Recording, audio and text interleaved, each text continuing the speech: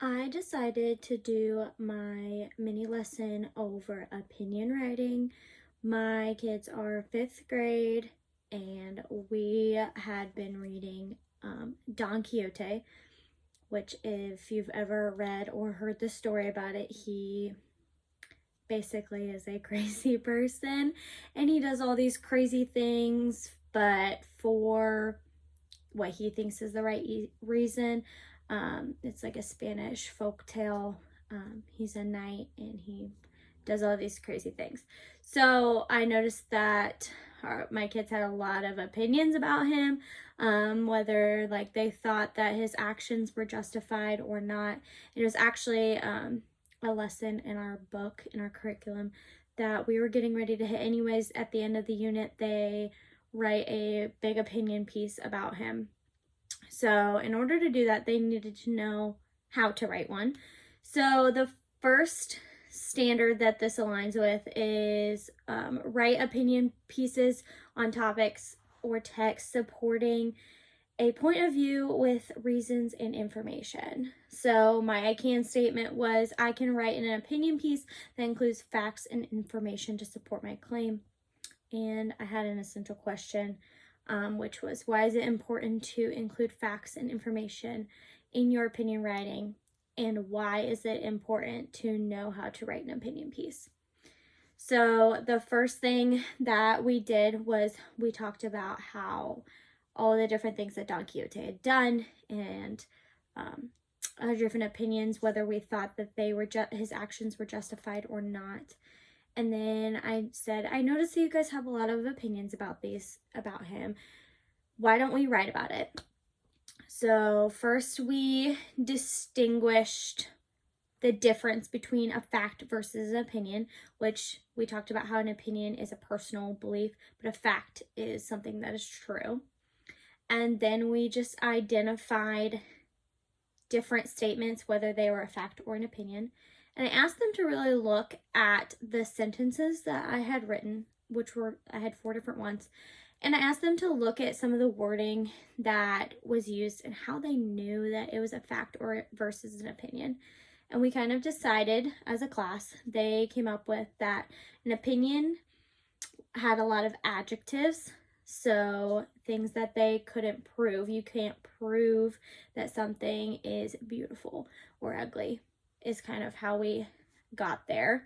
So they noticed that, which was good.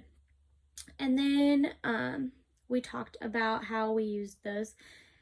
And then we got into actually writing our opinion piece. So first we decided that the very first step was to take a stance, which is what we did about Don Quixote. We took a stance and we made a claim. So we decided whether his actions were justified or not.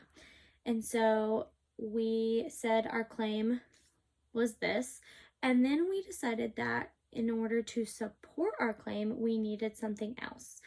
And they told me that they needed facts to support our claim, because I asked them the question, if you were to ask your mom or tell your mom that you needed a Nintendo Switch without telling her why, would she believe you? And they said no, she wouldn't believe me. So I asked them why, and they said, well, I would need to use facts to support my claim. And that's how we got there. So then after we learned how to support our claim with facts, we practiced reading a opinion paragraph. And then which the claim was at the very last sentence.